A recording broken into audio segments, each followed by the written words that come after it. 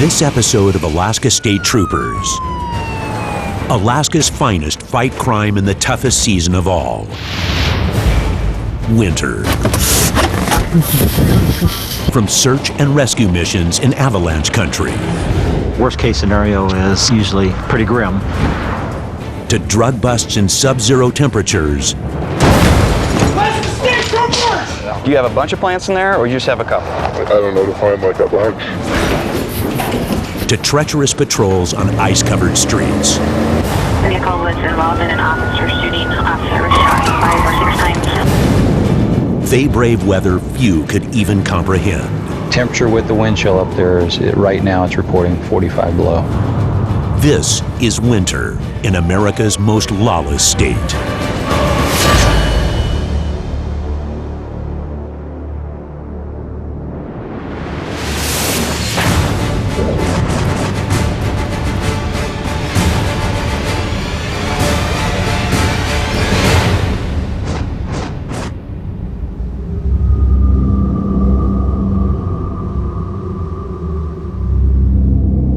February in Alaska's Talkeetna Mountains. It's one of the state's coldest months, with temperatures as low as -48 and wind gusts of up to 42 miles an hour. For the unwitting, the Talkeetna Mountains can be a death trap. Yesterday, late, we had 2 snow machiners that managed to get up into the fog by staying too late, got low on fuel and separated. This is where we are now. This is the original track, we think. We've got the team tracking it right now. Unfortunately, one of the individuals had the only cell phone and the only GPS. We don't know the condition of the second person. It has no ability to communicate. This has been ongoing all night long. The worst case scenario is usually pretty grim.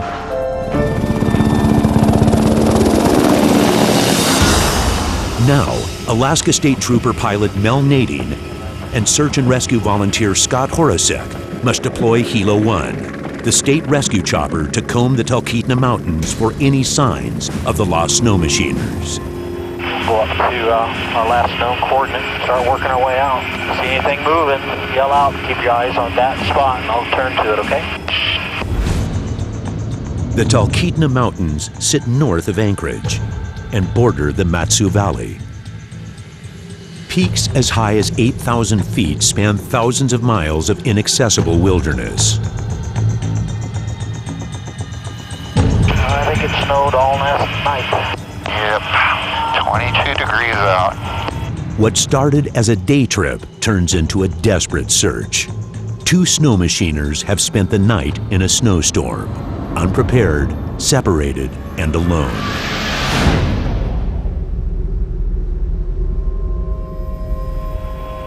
Yeah, a bunch of fresh tracks up in here.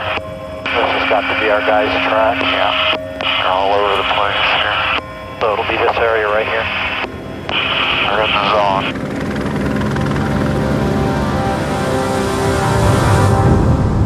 I see somebody down there on the right side, right there.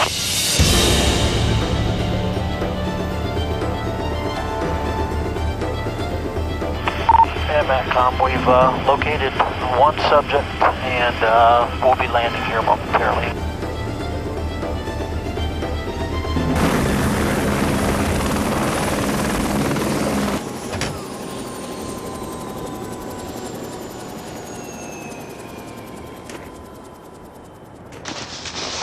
Hi, are you John?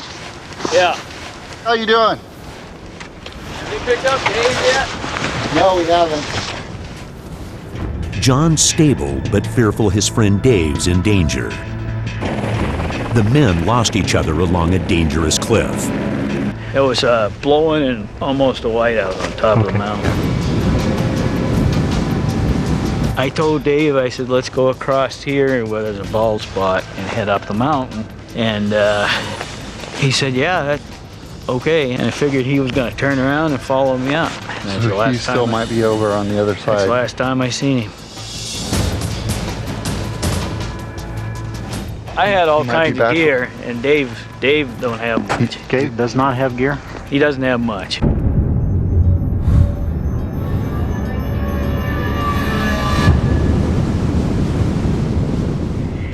MATCOM, Hilo 1. Hilo 1, you were 10-1. We knew we would find this one. It's the other guy that we're concerned about.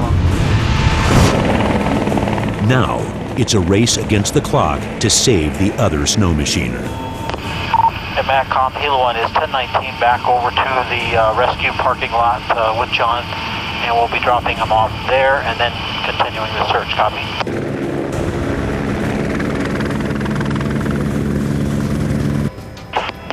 Yeah, there's all your snow machines. Looks like they're getting ready to go.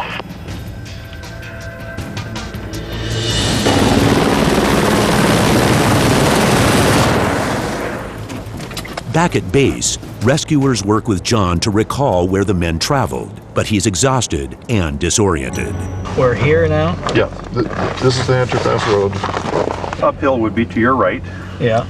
No, left. No, that's downhill. Uphill is to your right. So you came back over to the edge and looked down, but you could not see him. Could you see down the slope from there? And he just wasn't in sight. He wasn't there. Dave knows this area better than me, and it concerns me that he hasn't come out.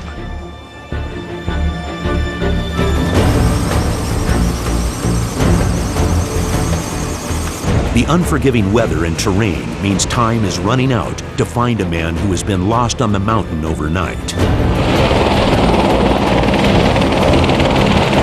Okay, let's go find this guy, Mel.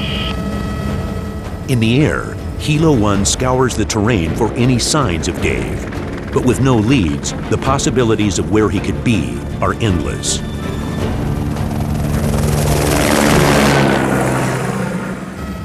Did John give you guys a pretty good idea of where he might be? He has no idea whatsoever. To make matters worse, Dave's tracks could be covered by last night's snowstorm, making it impossible to track him. Actually said the wind was covering up the tracks as fast as they made them. From the air, they can easily mistake the trees and rocks for a human, or, just as easily, overlook him entirely. There's a few dark spots up here. Got him. It's just a few rocks sticking up. Yeah, pretty small. Then, Hilo 1 spots a set of faded tracks. But they lead up the crest of the mountain. If Dave went over the edge, it would mean a fall to almost certain death.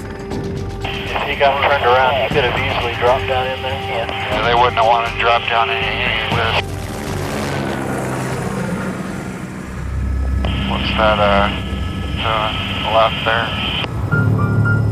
I think I see a snow machine right there. Rescue base, Hilo 1. Hilo 1, command. We've located a second snow machine at the following coordinates. North 61. Dave has seemingly abandoned his snow machine. But spotting footprints from the air will be nearly impossible. Now, rescuers hope he hasn't strayed too far. Subject is on foot, but not with machine. So confirming you found the machine but not the subject, over? That's affirmative. Nothing out there? No, I don't see anything out there. What's that, there? Got one dark spot over to the left there, see it? Right here.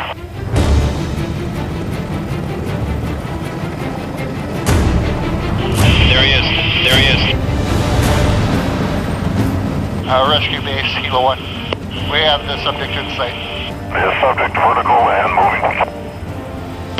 That's affirmative. Team 3 base, do you copy? Go for Team 3. Yeah, roger. Do you copy that Hilo is going to be picking up our subject? Roger, roger. Rescue base, sure we're landing at this time. Roger.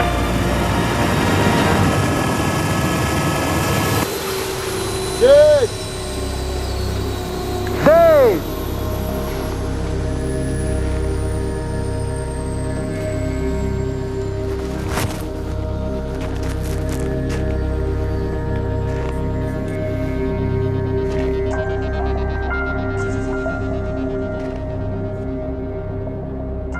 Dave, how you doing? Tired.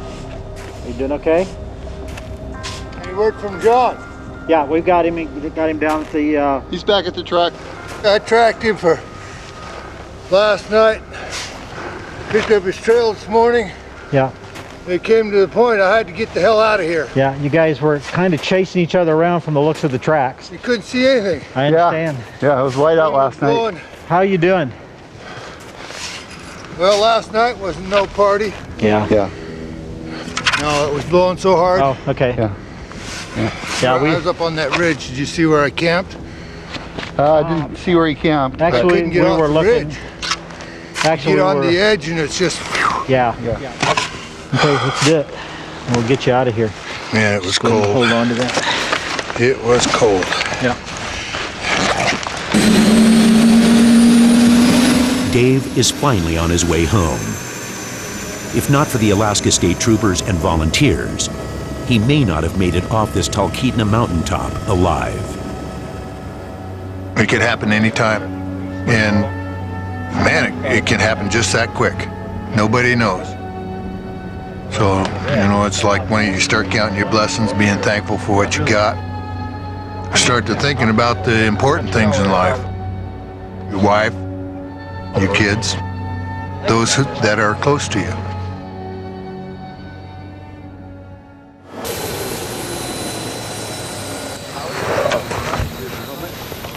Yeah, well, I see him. He's looks a little rough around the edges, but hey, I got something I want to talk.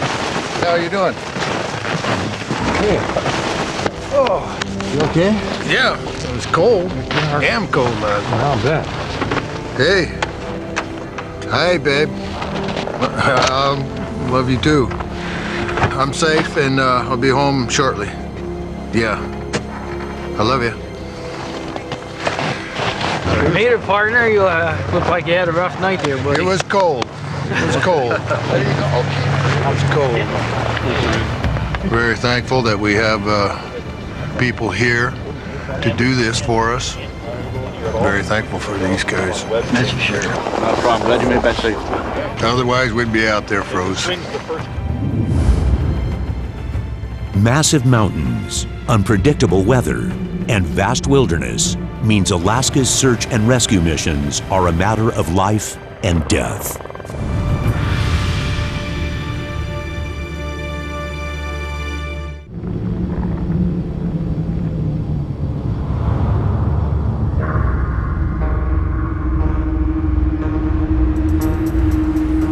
At the foot of the Talkeetna Mountains lies the Matsu Valley. 40 miles north of Anchorage, the valley is one of Alaska's most crime-ridden areas and one of 3 training posts for recruits fresh out of the academy. Tonight, Lance Ewers is on swing shift. He's been a trooper for less than a year. I joined the Alaska State Troopers in April 6th actually. I got recruited. I was a deputy sheriff down in the beloved state of Montana.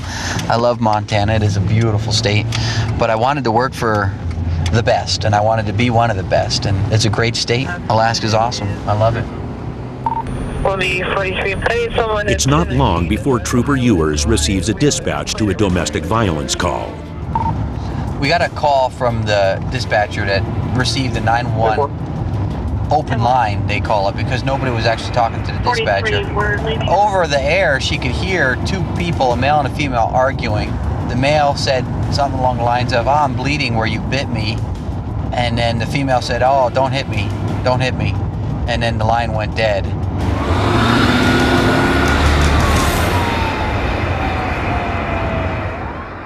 Reporting her ex started violating. Within minutes, dispatch locates the address of the domestic violence call. 10-4, 10-19. I think that's it right there, bud. Matcom 1B44, 1023. State Troopers! Hey, what's going on tonight, guys? Want to come on in and talk to you guys? Yep, come on in. Guys, the reason why we're here is because we received a 911 phone call from the residents here, guys. Really? Sounded like there was some arguing going on. You'd like to come over here and talk to me? I'm just going to pat you down really quick. You're not going in handcuffs or anything like that. I'm drunk. You're drunk? Yeah. How much have you had to drink today? A bottle of tequila. Well, that's a whole lot for a little girl. Okay, so are you the one who called us? Yes, sir. Where you live? Yes. Okay. She was getting kind of What is your... a few bites there.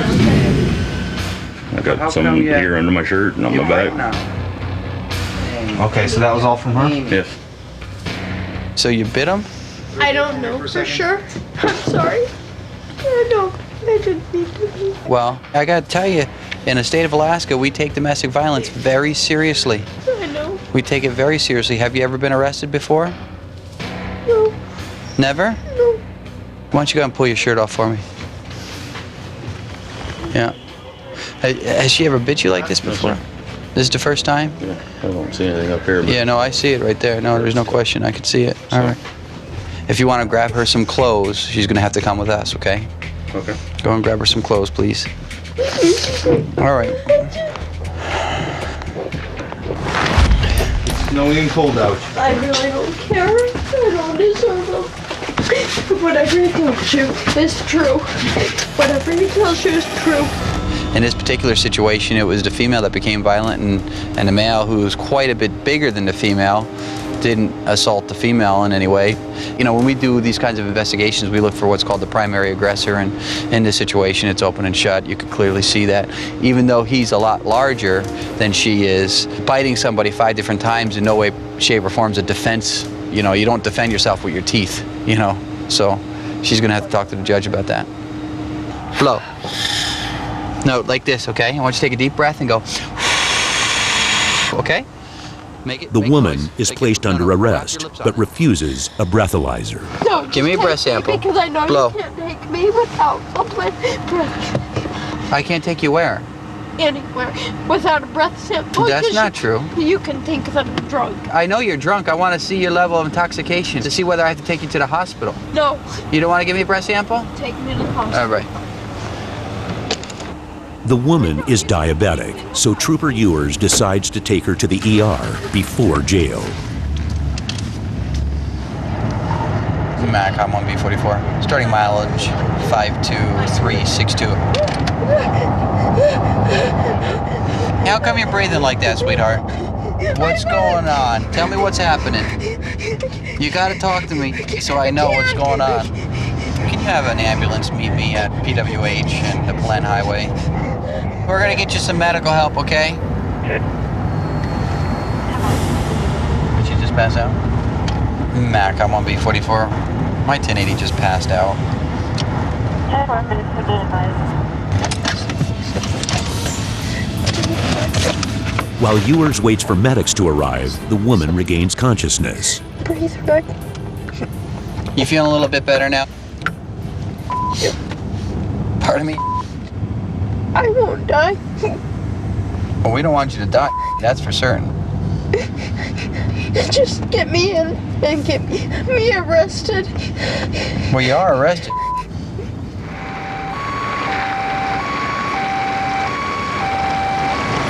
Hello again. Howdy. So here's what happens. I'm driving down the road and she starts making herself hyperventilate. And she, like she's having a heart attack or whatnot, and she hyperventilates herself to the point where she passes out in the back of my cop car. So I figured instead of just running code up to the hospital, I'd have you guys come. She's lucid conscious, she's talking now, but she made herself pass out right in the back of my cop car. So Okay. if you could just make sure she's not gonna die on me until I get to the hospital, or if you want to take her there, that's fine too, but she is in cuffs. My name's John. I'm a medic with the ambulance. Yeah.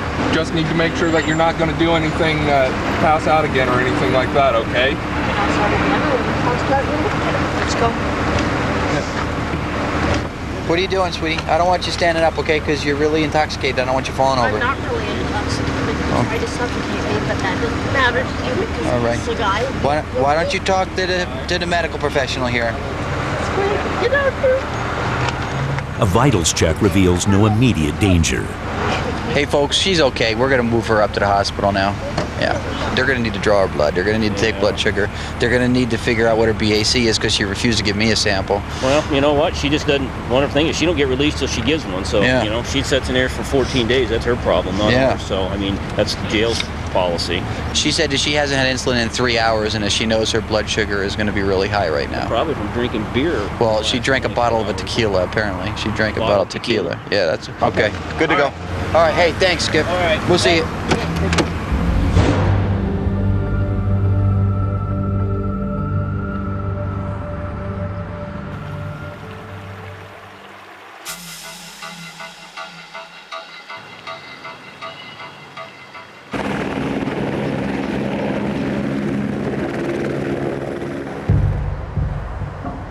Over 300 miles north in Fairbanks, Sergeant Scott Johnson of Alaska's Bureau of Alcohol and Drug Enforcement busts some of the state's biggest drug rings. We cover all of the major drug investigations. I'm not talking about someone who has a gram of coke here, gets stopped with a marijuana joint. That's handled by patrol. We are more the undercover guys who no one kind of knows that we're around or exist. We're a pretty secretive group. Sergeant Johnson's secret team, whose faces are blurred to protect their cover, work an area the size of California. We are pretty much a 24/7 operation. We do dope deals 24/7. I mean, you got to be there when those folks are out dealing it, and that's when we're there. Today, he's on his way to a suspected marijuana grow house. We have intel from an anonymous source that the person who occupies this cabin is growing marijuana in one of the lower bedrooms. We don't have enough right now to go get a search warrant for this residence. So basically, we're going to go over and do what we call a knock and talk.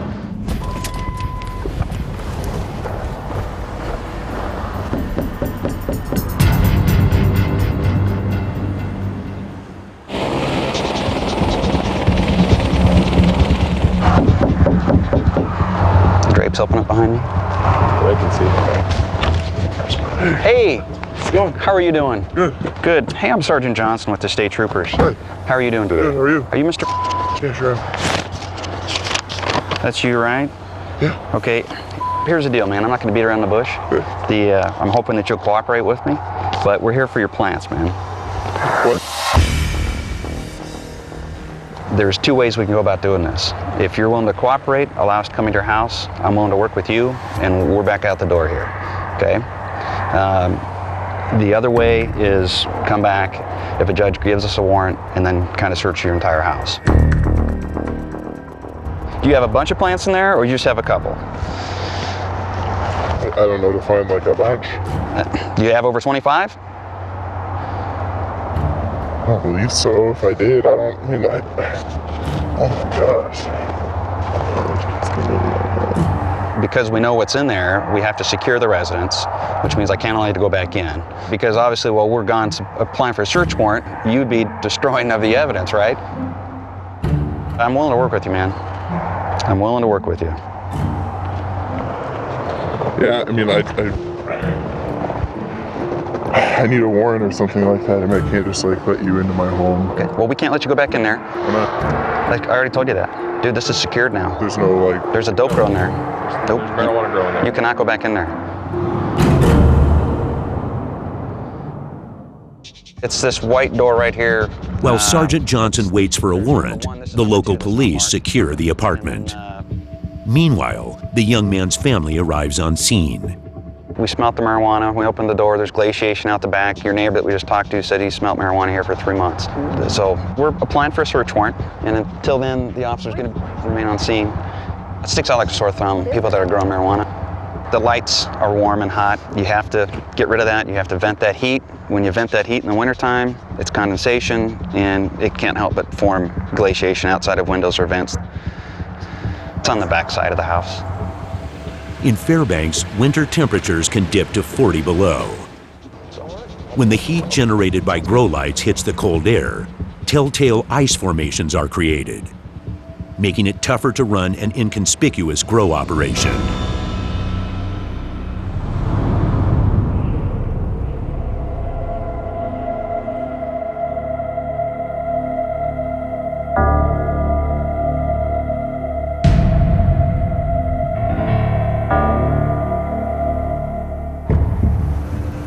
Back in the Matsu Valley, Trooper Doug Cook is patrolling a harsh Alaskan night. Tonight we've got about 20-degree weather with winds that are gusting to 60, 65 miles an hour. Snow's drifting across the road. We got places where you can't even see where the road is or the lanes of travel are.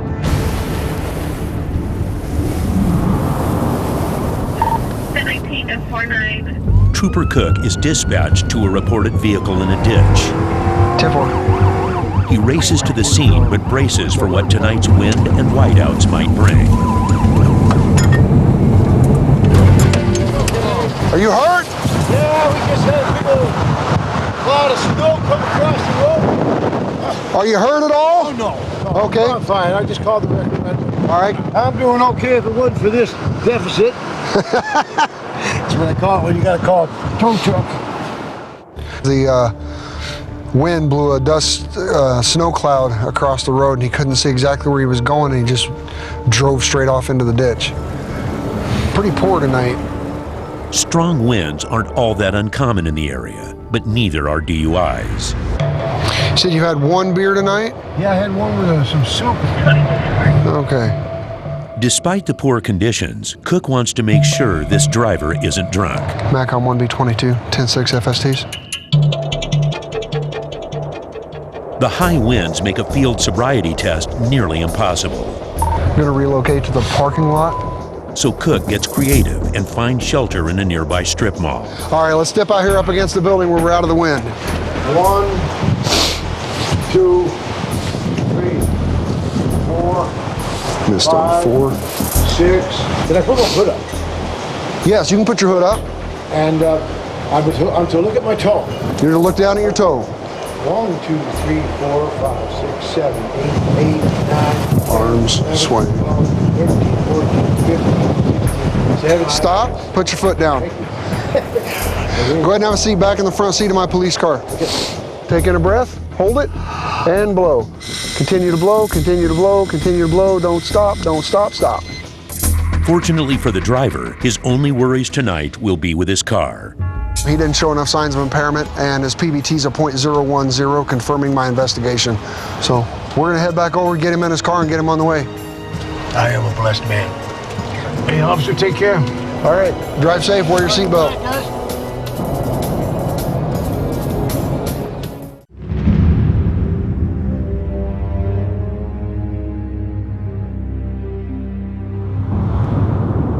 It's a brutally cold Friday night in the Matsu Valley, and 2-year trooper veteran Abraham Garcia is on patrol. The roads are really icy now. It's covered in snow. It's really coming down. She's also reporting that. All units are on the lookout for a pickup truck in possession of a stolen handgun. Right now, you know, the snow's coming down. You don't see a lot of cars out here, so we'll see how it goes tonight.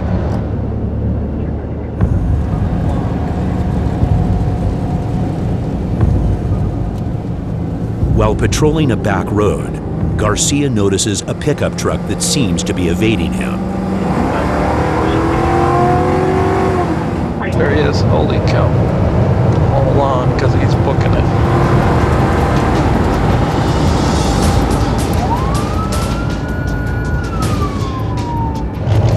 MACOM 1B31. It's a dark and colored pickup, occupied ×2 with the trailer. We're pulling into that big Lake Tesoro. Plates obscured. NCIC 1B31. The vehicle description is a match, but the heavy snowfall covers the plates, making it impossible to know for sure.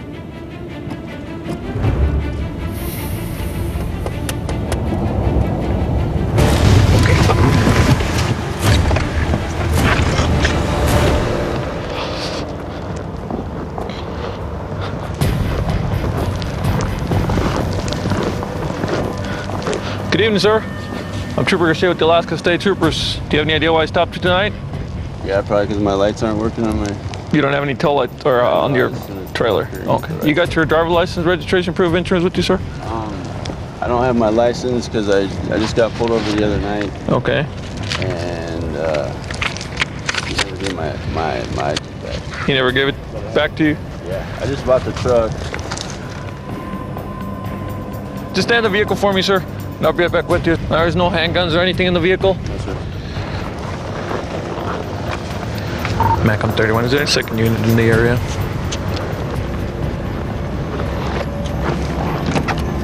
That is the vehicle.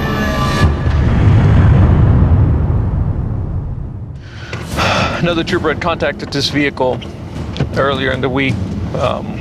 He was in possession of a stolen firearm. The trooper didn't find out until later on. We believe. Locate on the subject per 1D18. Dispatch comes back with disturbing news about the driver. Known to carry heroin and handgun and backpack. Suspect had possession of stolen .44 caliber Red Hawk.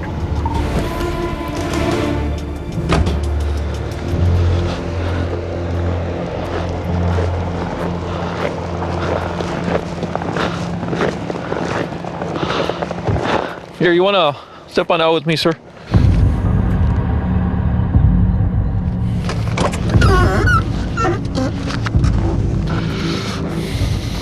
All right, you can close the door for me.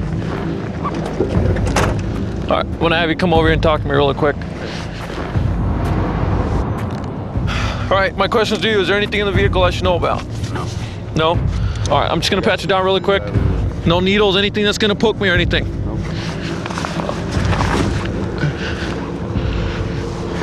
Here, come on over and have a seat in the bumper here for me. You don't have anything on you, huh? And you say you don't have any guns or anything. Where's that gun that you had last time? You don't carry it with you anymore? I'm gonna have you jump in the passenger seat, all right?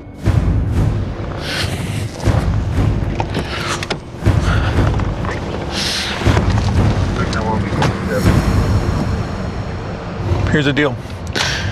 I'm gonna go straight to the point. The gun's stolen. So you're in possession of a stolen firearm. You know what that is, right? It's a felony.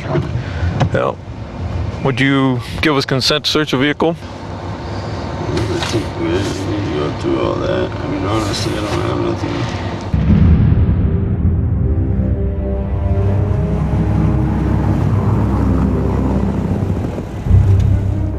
The man refuses to let Garcia search his truck and denies having the stolen gun on him. At this point, I'm gonna tow the vehicle for investigative purposes and apply for a search warrant. NCIC 1B31.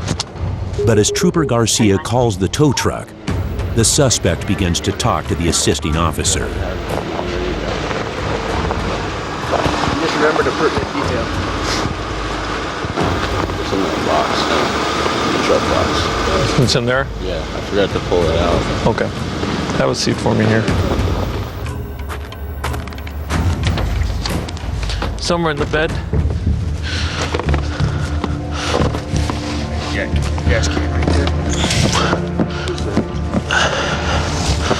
Right there. Yep, hold on.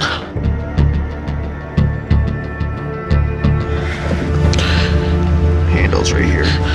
So be careful with it wrapped in there. Yeah. It's loaded. Yeah.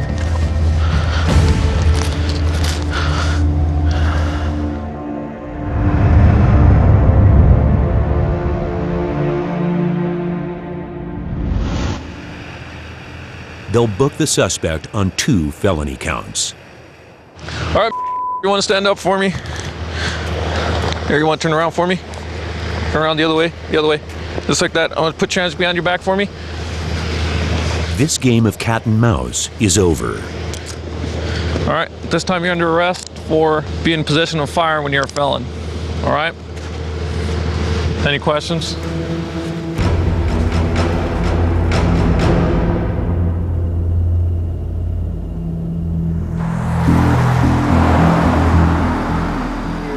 You can see it's right from the intersection of line. Tonight is a busy night for Trooper Garcia. Now he's on his way to back up a suspicious vehicle stop. Right now, we've got another officer requesting assistance about 8 miles from where we're at. He's got multiple people, suspicious activity going on. That's the only information we have. This suspicious vehicle's been lingering in a deserted part of town. Hi there. Hi. What's going on?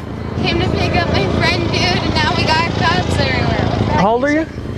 Trooper Garcia suspects an 18-year-old passenger is under the influence. Yeah, I'll tell you what, why don't we just go over and jump in my car and talk? Are you sure you haven't been anything to drink? Yes, I had a beer. I'm not gonna lie. I mean, come on. Normally when a person tells me one beer, that means they probably had about 4, 5, or 6 beers. Okay, what I'm gonna ask you to do is provide a sample for the preliminary breath. Just take a breath in, seal lips around the tube, blow a steady breath out. Don't try to hold it in, because I'll be able to tell. Okay. All right? Take a breath in, seal lips around the tube, blow out. Keep going, keep going, keep going, keep going, keep going, keep going, keep going, keep going, keep going, keep going. Good. 219 Court for mile 2, PWA. You're at a 098. That's not one beer. You probably drank, I'd say, about minimum 4 or 5 beers. 1B2710, please. Like I told you earlier, right? When you told me one beer, what did I say? I drank one beer. It's a 40-ounce beer. Can you repeat the address? A what? It's a 40. Trooper Garcia soon learns that this is Marlon's second minor consuming alcohol charge in 30 days. But after further questioning, she breaks down and confesses to something much more serious. I'm a junkie.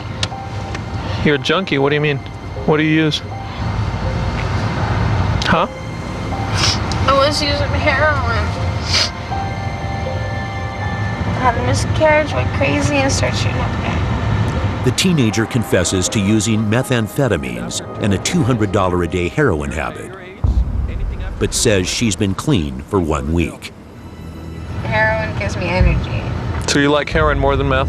It's a warm, fuzzy feeling. Yeah. It's a warm, fuzzy feeling, huh? You get warm, literally.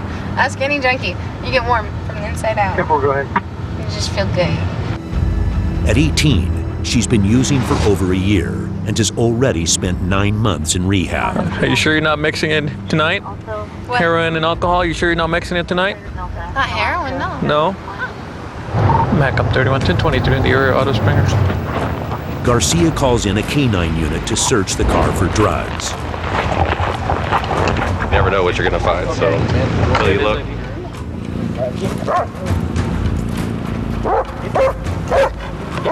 What's he working at? You tell me, what's in the car? What's it?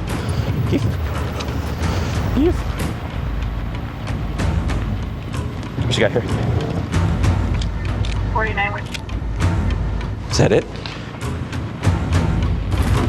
Good boy. Her car is clean, and Marlon is free to go with a court summons for minor in consumption. Thank you for being nice to me this time. You know, it seems like she had a straight life up until, this summer where she started getting into meth and heroin. Unfortunately, in the Matsu Valley, it's a familiar story. Well, working on the valley, I've seen a lot of teenagers, just like her, just sitting in my passenger seat. They'll tell me, how much meth and heroin they use. I have no doubt I will probably contact her again if she doesn't change the habits she has now. 0052 going off audio.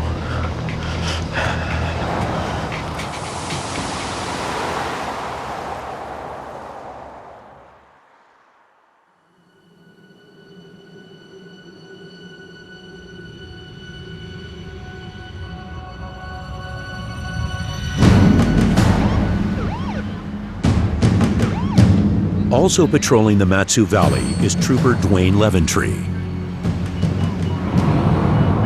He's been a trooper for 2.5 years. Like all law enforcement officers, he's aware that one day he might be forced to make the ultimate sacrifice. Most of the public isn't going to try and shoot you, but you never know that 1% that will. So we always try to be careful with everything we do, but sometimes being careful just isn't enough.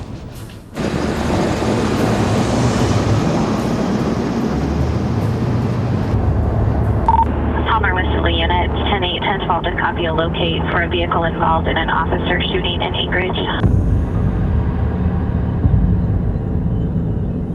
APD is reporting a vehicle, unknown plate, thought to be a black sedan, unknown direction of travel.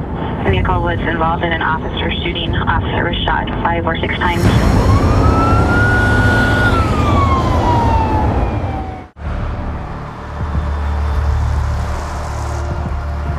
About 45 minutes ago, an Anchorage police officer was shot.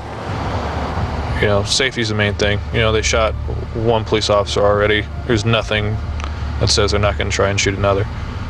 47-year-old Anchorage police officer Jason Allen was shot 5 times and is in critical condition. Now, all units are on high alert. If we did have a vehicle that drove by that matched the description, we're going after it.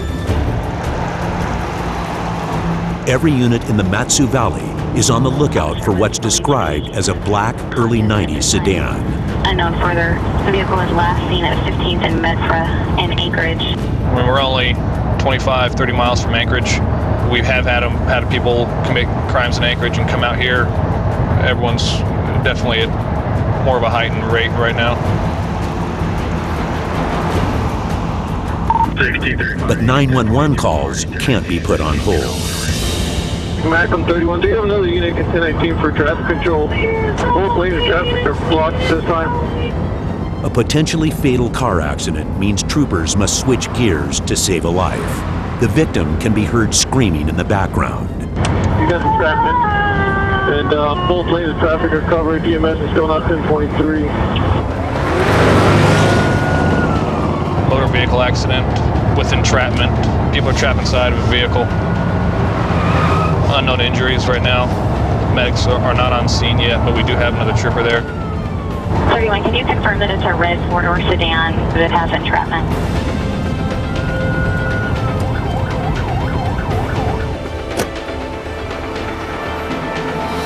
The victim's vehicle is completely destroyed. A trailer attached to an oncoming car got loose and slammed into her car. Rescuers and troopers try to cut the car's roof off to free the injured woman inside. I need some guys over there helping them. Come on. Come on, guys. Let's go. Let's get this lady out of here. The trailer's come disconnected and somehow embedded in the vehicle. So we're still right now waiting to get her out and get her life flight into Anchorage. Right now, she's got life-threatening injuries. Big pair of pliers, guys. Big pair of long pliers. A rescue chopper arrives to transport the victim to a trauma center, but she's still trapped in the car. Come on, one more time, quick. Damn. Come on. Come on, guys. Let's go. Let's get this lady out of here.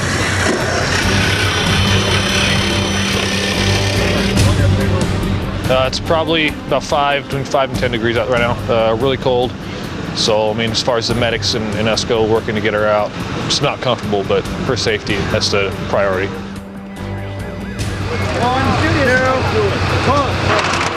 In addition to injuries, the woman is also in danger of hypothermia.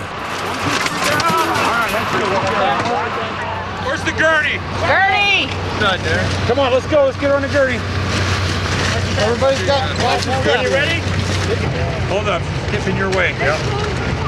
Come on, guys. 1, 2, 3. Over. Okay. No, you got it. You got it, sweetheart. Okay, man. How's she doing? You doing good, Philly? Yeah, she's doing good. All right,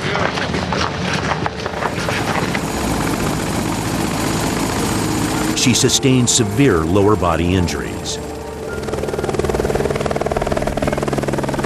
I'm not sure if they're calling this life-threatening right now or not. I mean, it definitely could be, but her vital signs were stable when she was loaded on the helicopter. Considering the damage, it's a miracle they were able to pull her out alive.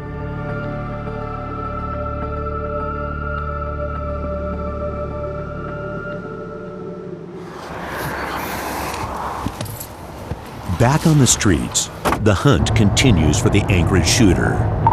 Palmer Westerly Unit, have an update on officer duty. For Leventree, the incident is a reminder that every day he puts on the badge could be his last. Not everyone's going to be nice and smiles out here when you talk to them. You know, if they got something to hide or if they're breaking the law, they'll do whatever they can to get out of it, even if it means pulling the trigger.